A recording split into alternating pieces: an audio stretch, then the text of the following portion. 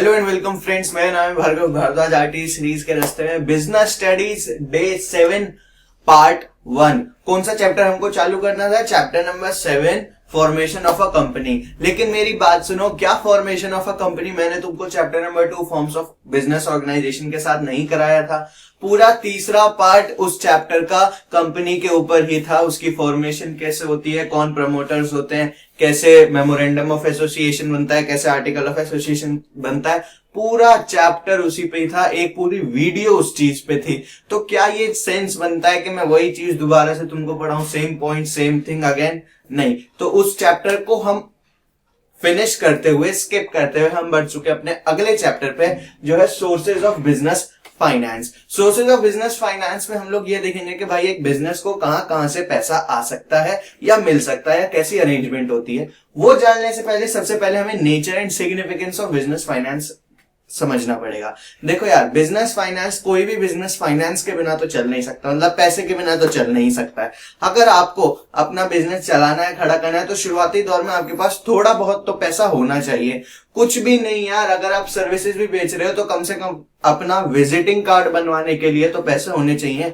150 रुपए लगते हैं 100 विजिटिंग कार्ड बनाने में। बहुत कम इन्वेस्टमेंट है। वो जमाने गए जब हजारों लाखों रुपए लगते थे बिजनेस शुरू करने के लिए। 150 रुपए से आप 100 बिजनेस कार्ड्स बनवाओ और अपने आसपास में जाके अप्रोच करो, आप वहां से भी बिजनेस चालू कर सकते हो। लेकिन ये 150 रुपए भी तो चाहिए ना। आएंगे तो ये भी फाइनेंस की कैटेगरी में, लेकिन होगा ये कि ये आपको बिजनेस चलाने में बहुत हेल्प करेगा, क्योंकि शुरुआती दौर में आपके पास बहुत कम जरूरत है।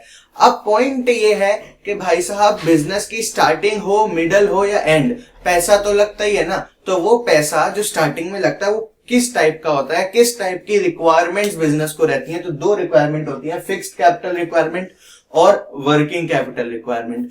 फिक्स्ड कैपिटल रिक्वायरमेंट मतलब वो पैसा जो बिजनेस में लगे रहने वाला है, कोई उसको बिजनेस में से निकालेगा नहीं, लंबे समय तक वो बिजनेस में इन्वेस्टेड रहेगा, उसको कहते हैं फिक्स्ड कैपिटल रिक्वायरमेंट। और वर्किंग कैपिटल रिक्वायरमेंट मतलब वो कैपिटल या वो फाइनेंस जो बिजनेस को चाहिए, जो कि बिजनेस के साथ ही इंक्रीज होता है, बिजनेस के साथ ही डिक्रीज होता है। अगर आपका बिजनेस बड़ा हो रहा है तो आपकी वर्किंग कैपिटल बड़ी हो जाएगी, अगर आपका बिजनेस छोटा है अभी तो आपकी वर्किंग कैपिटल कम रहेगी। तो ये दो टाइप की बिजनेस रिक्वायरमेंट्स है। तो फिक्स कैपिटल रिक्वायरमेंट बढ़ते हैं, remain invested for long period.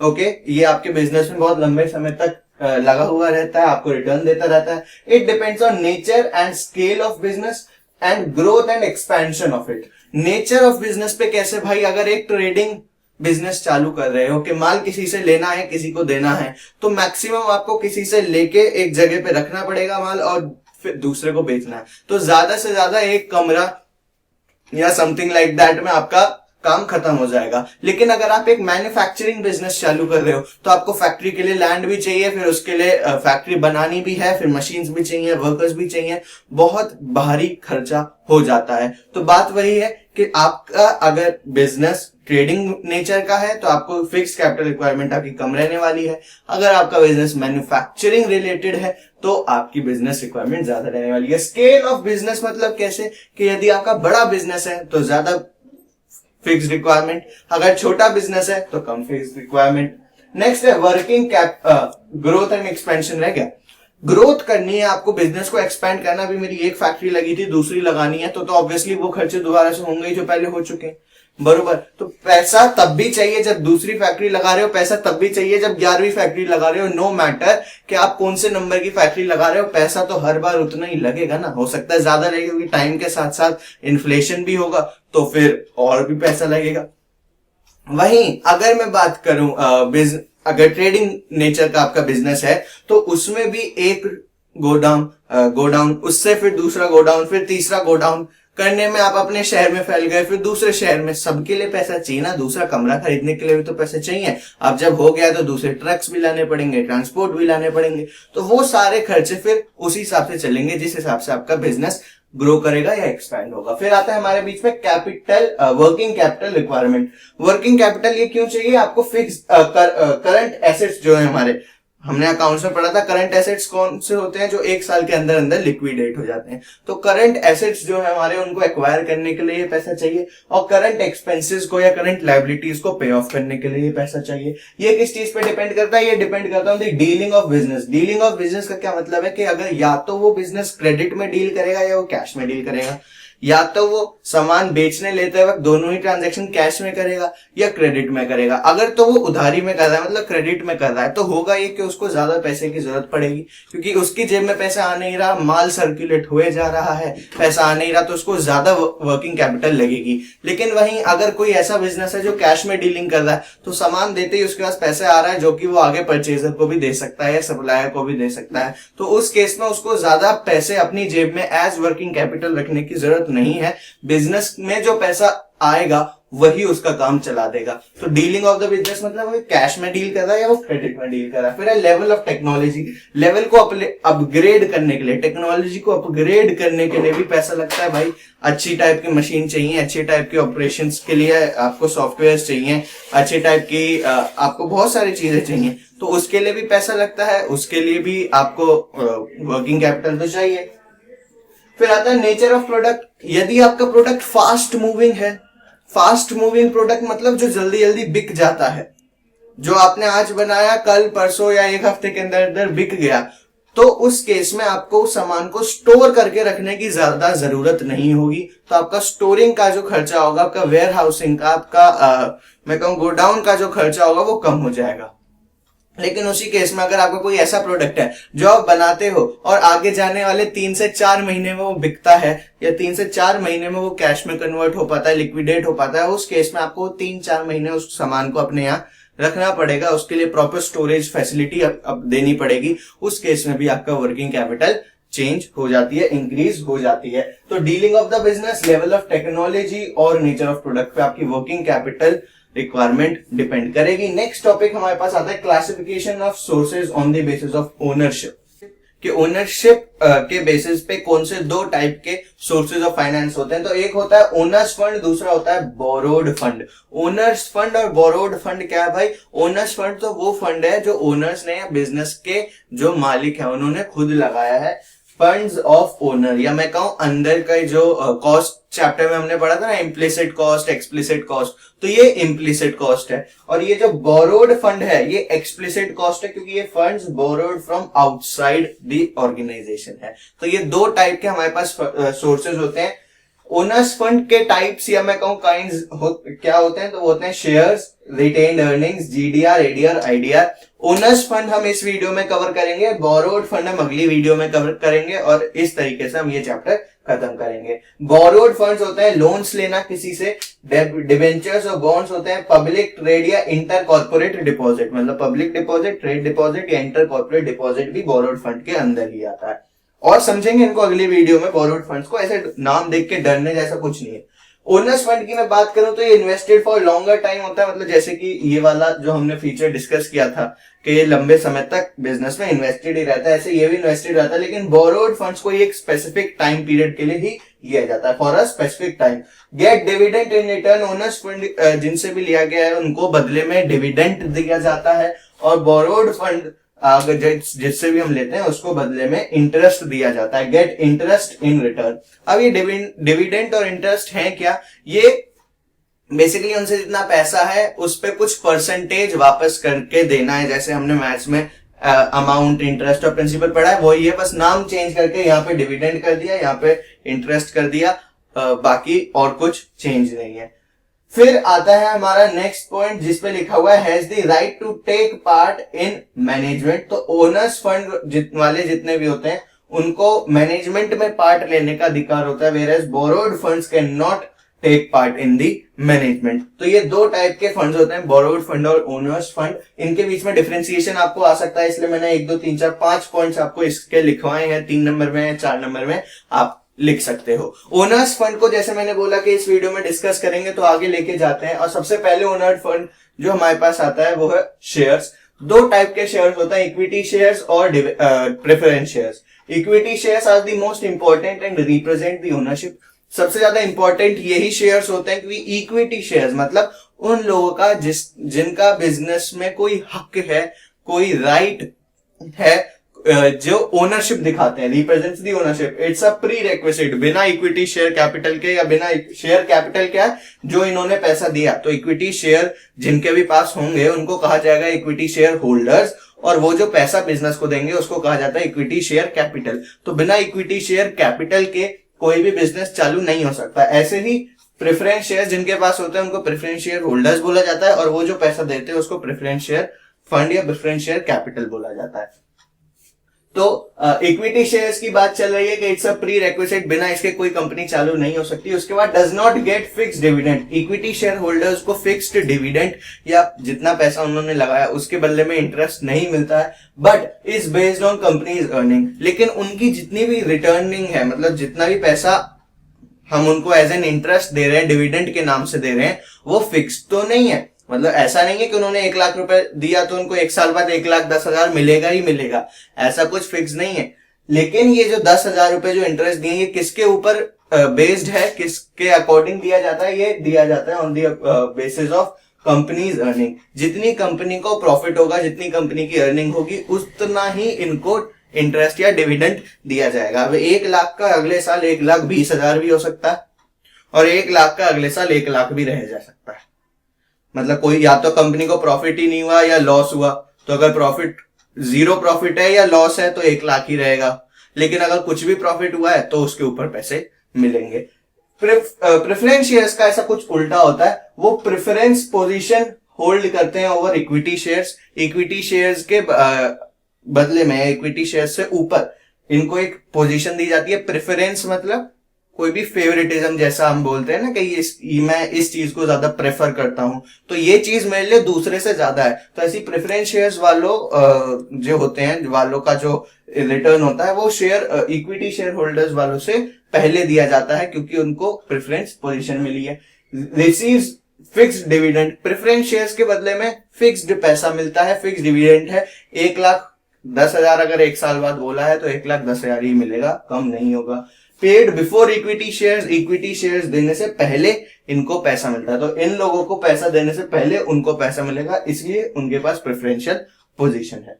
Next point आता है, इन दोनों के बीच के डिफरेंस भी मैं आपको साथ साथ बताता जा रहा हूं, ताकि अगर एग्जाम में आए तो आप उसी हिसाब से लिख सको। उसके बाद नेक्स्ट हमारे पास पॉइंट आता है also known as residual owners. Residual owners क्यों? क्योंकि भाई देखो ना, पहले तो कंपनी जितना पैसा है उसमें से सारा एक्सपेंसेस देगी, बरोबर, सैलरी वगैरह जो भी उसे देना है वो देगी। फिर उसके बाद वो प्रॉफिट पे टैक्स देगी, टैक्स देने के बाद वो इन प्रेफरेंस शेयर्स को डिविडेंड देगी, और फिर जो लास्ट में बचा कुचा रह गया, कोई प्रॉफिट अगर बच गया, फिर वो इन इक्विटी शेयर्स में बटेगा।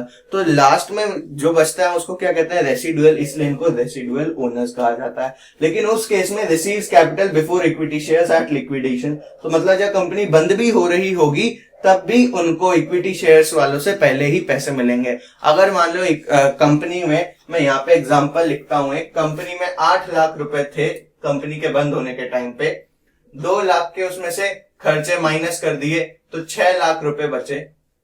इसमें से 6 लाख अगर हमारे प्रेफरेंस शेयर्स थे और 0 पैसा कंपनी को बचा, तो इक्विटी शेयर्स वालों को कुछ नहीं मिलेगा।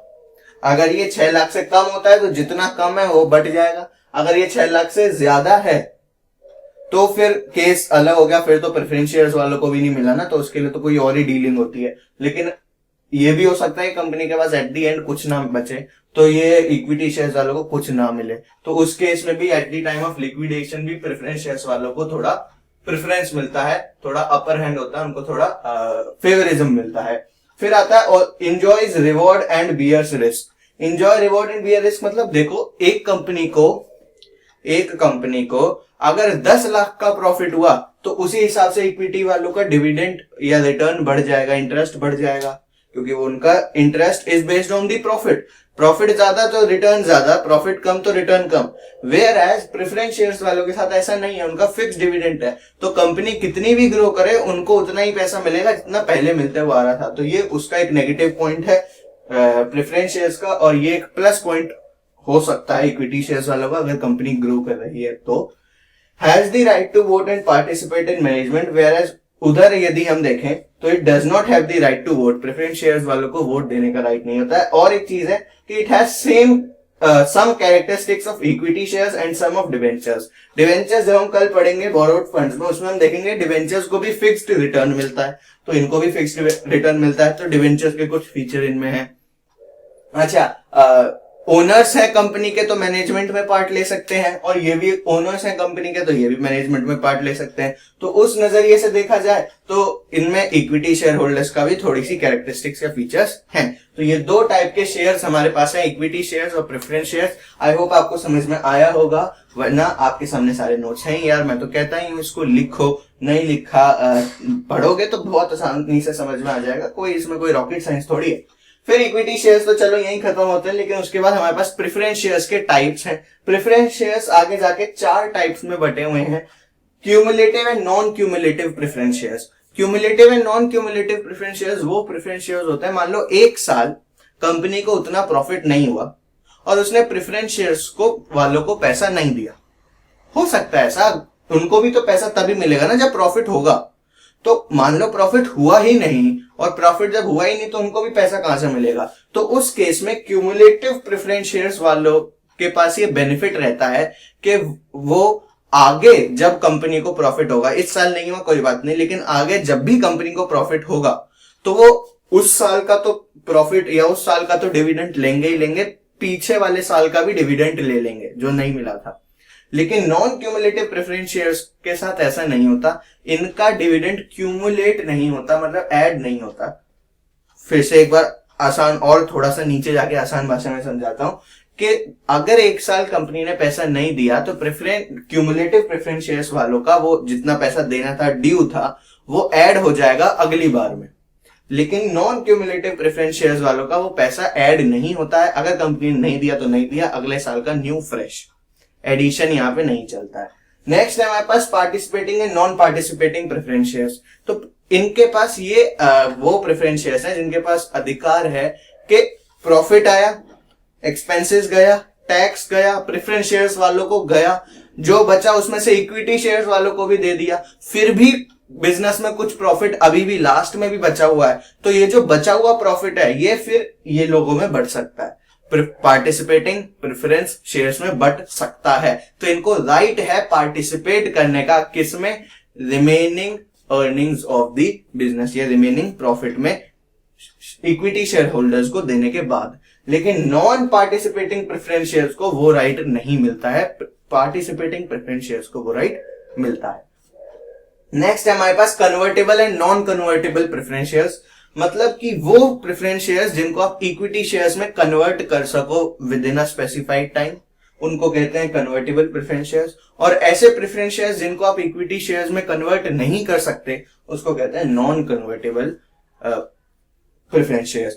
अब पॉइंट यहां पे आता है कि कोई preference share holder equity shares में अपने शेयर्स को क्यों बदलना चाहेगा। देखो भाई, जैसे कि अभी मैंने बताया कि अगर कंपनी धीरे धीरे ग्रो कर रही है और उसका प्रॉफिट बढ़ता ही जा रहा है तो उस केस में प्रेफरेंस शेयर्स वालों को कोई फायदा नहीं होगा, क्योंकि उनको तो अब भी उतना ही मिलेगा जितना पहले मिल रहा था, लेकिन इक्विटी शेयर्स वालों का रिटर्न बढ़ेगा। तो इस केस में प्रेफरेंस शेयर होल्डर ऐसा चाहेगा कि मैं इक्विटी शेयर होल्डर बन जाऊं, क्योंकि कंपनी आगे आने वाले टाइम में भी और ग्रो ही करेगी, और अगर मैं प्रेफरेंस शेयर बना रहा तो मेरे को वही मिलेगा जो अब तक मिलता आ रहा था। लेकिन अगर मैं इक्विटी शेयर होल्डर बन गया तो प्रॉफिट के साथ साथ मेरी भी अर्निंग्स ग्रो होगी। तो उस केस में वो चाहते हैं कि मेरे इक्विटी शेयर में कन्वर्ट हो जाए, तो जो हो सकता है वो कन्वर्टेबल, जो नहीं हो सकता वो नॉन कन्वर्टेबल।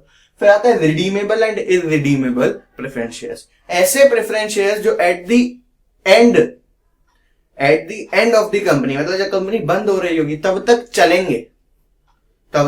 चलेंगे, उनको कहते हैं इररिडीमेबल प्रेफरेंस शेयर्स। और रिडीमेबल प्रेफरेंस शेयर्स होता है जैसे मैंने आज खरीदे और मैंने आज ही तय कर लिया क्या 10 साल बाद मैं ये शेयर्स खत्म कर दूंगा।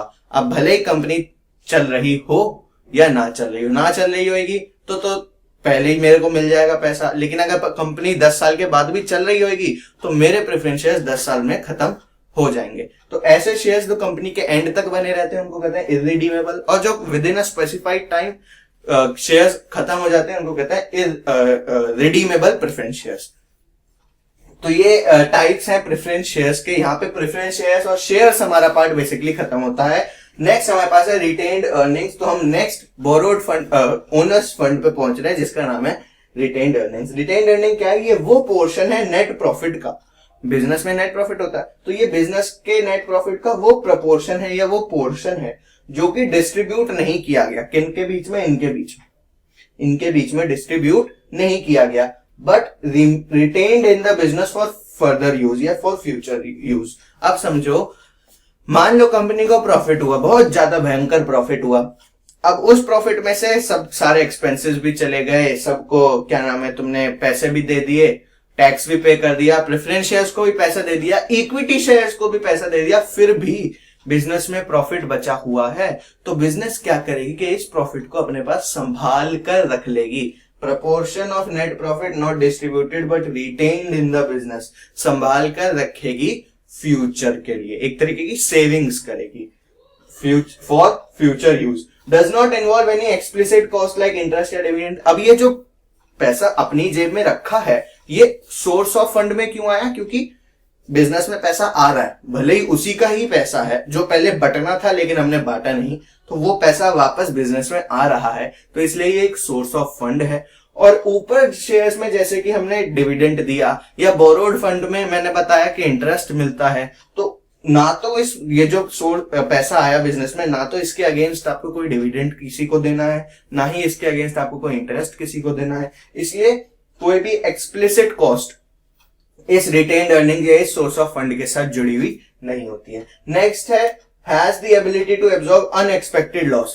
अगर फ्यूचर में बिजनेस को कोई अनएक्सपेक्टेड लॉस हो गया, मतलब ऐसी चीज जो कभी एक्सपेक्ट नहीं की थी और हो गई, जैसे ये कोरोना, किसी ने एक्सपेक्ट नहीं किया था लेकिन हो गया, तो बिजनेसेस में वही बिजनेस चल पाए जिनके पास अच्छा कैश मेंटेन्ड था, अच्छा खासा कैश था उनके पास अपनी जेब में।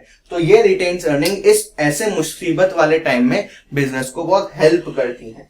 नेक्स्ट है can create dissatisfaction amongst equity share holder. अच्छा मेरे को बताओ, प्रेफरेंस शेयर्स को पैसा मिलने के बाद जितना भी पैसा बचा वो कायदे से इक्विटी शेयर्स का बनता था, ठीक है, क्योंकि प्रॉफिट के साथ इनका शेयर चेंज होता है। तो कायदे से तो ये जितना भी पैसा था वो इक्विटी शेयर वालों का था, लेकिन कंपनी ने डिसाइड किया कि हम कुछ पैसा रिटेन्ड अर्निंग करके रखेंगे। अब इस केस में इक्विटी शेयर्स वाले ऐसा बुरा मान सकते हैं या इस बात के लिए गुस्सा हो सकते हैं कि भाई जब ये पैसा कायदे से हमको मिलना चाहिए था तो मिला क्यों नहीं। अब अगर रिटेन्ड अर्निंग्स कंपनी के लिए मतलब बहुत कम है तो कोई दिक्कत नहीं है, चलो थोड़ा बहुत पैसा अगर रिटेन करने के लिए रख लिया बिजनेस में तो ये लोग भी समझते हैं ना कि बिजनेस के लिए जरूरी है, तो कोई दिक्कत नहीं है। लेकिन मान लो इनको तो सबको 1-1 लाख रुपए दिया और रिटेन अर्निंग में 10 लाख रुपए बचा के रख लिए, तो भाई ये तो बेवकूफी है ना। यहां पे तो सबको 1-1 लाख रुपए दिया सिर्फ, और रिटेन अर्निंग में 10 लाख रुपए बचा के रख लिए, तो उस केस में ये लोग और ज्यादा गुस्सा आएंगे कि इतना सारा रिटेन करने की क्या जरूरत थी, रिटेन करके रखना था, थोड़ा सा रिटेन करके रखते, इतना सारा रिटेन करके रख की क्या जरूरत थी, ये तो हमारा पैसा था, हमें मिलना चाहिए था। तो उस सेंस में ये इक्विटी शेयर्स के बीच में डिससैटिस्फैक्शन ला सकता है। Next is uncertain source of fund. Uncertain क्यों? क्योंकि जब बिजनेस को प्रॉफिट होगा और वो भी अच्छा खासा प्रॉफिट होगा, इन सब लोगों के हाथों से पैसा बच जाएगा, तब ये रिटेन्ड अर्निंग्स होंगी। तो आप कोई फिक्स थोड़ी कह सकते हो कि हर साल बिजनेस को इतना पैसा मिलेगा ही मिलेगा एज रिटेन्ड अर्निंग, हर साल बिजनेस 50 लाख का प्रॉफिट कमाएगा ही कमाएगा, आप यू कैन नॉट से लाइक दिस। इसी वजह से ये अनसर्टेन सोर्स ऑफ फंड है, you can not be very sure about its existence. तो इसके साथ हमारा रिटेन्ड अर्निंग्स खत्म होता है और जीडीआर, एडीआर और आईडीआर नाम के 3 छोटे छोटे से टॉपिक्स हैं, वो हम पढ़ेंगे इन ओनर्स फंड, और उसके बाद इस वीडियो को करेंगे टाटा बाय बाय। चलो तो फटाफट आप इसको लिखो और फिर हम बढ़ते हैं नेक्स्ट स्लाइड।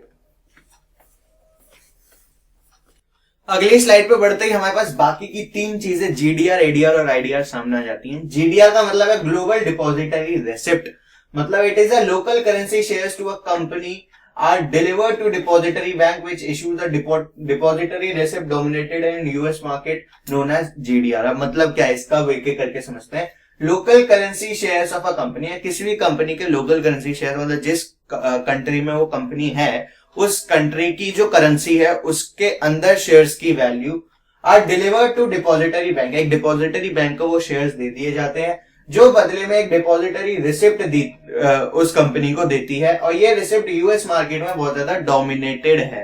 मतलब यूएस मार्केट में ये चीज बहुत ज्यादा अच्छे लेवल पे होती है, बहुत ज्यादा सबसे बड़े लेवल पे होती है। उस चीज को हम जीडीआर कहते हैं, इस पूरे प्रोसेस को हम जीडीआर कहते हैं, या उस रिसिप्ट को हम जीडीआर कहते हैं, global depository receipt. It is a negotiable instrument and can be traded freely. Negotiable instrument मतलब दो लोगों के बीच में अगर आपको कोई पैसे की लेन देन का नेगोशिएट करना है, मतलब उनके बीच की ट्रांजैक्शन को विद इफेक्ट में उतारना है, तो जो इंस्ट्रूमेंट या जो रिटर्न डॉक्यूमेंट लगता है उसको नेगोशिएबल इंस्ट्रूमेंट कहते हैं। अकाउंट्स में भी है हमारा बिल्स ऑफ एक्सचेंज वगैरह जो सिमिलर चीज है, तो वहां पे भी आपको इसके बारे में पता चलेगा, ये शब्द सुनने को मिलेगा, negotiable instrument. In Indian context, अगर इंडिया के कॉन्टेक्स्ट में मैं बात करूं, फॉर इंडियंस ये चीज क्या है, raising fund and listing in some foreign stock exchange market. किसी दूसरी कंट्री के स्टॉक एक्सचेंज में जाके अपनी कंपनी का नाम दर्ज करवाना और फिर उस कंट्री से पैसे उठाना, इंडिया के नजरिए से या फॉर इंडियन बिजनेसेस ये चीज ऐसे काम करती है। एडीआर क्या, it is American depository receipt. वो ग्लोबल डिपॉजिटरी रेसिप्ट था, ये अमेरिकन डिपॉजिटरी रेसिप्ट है।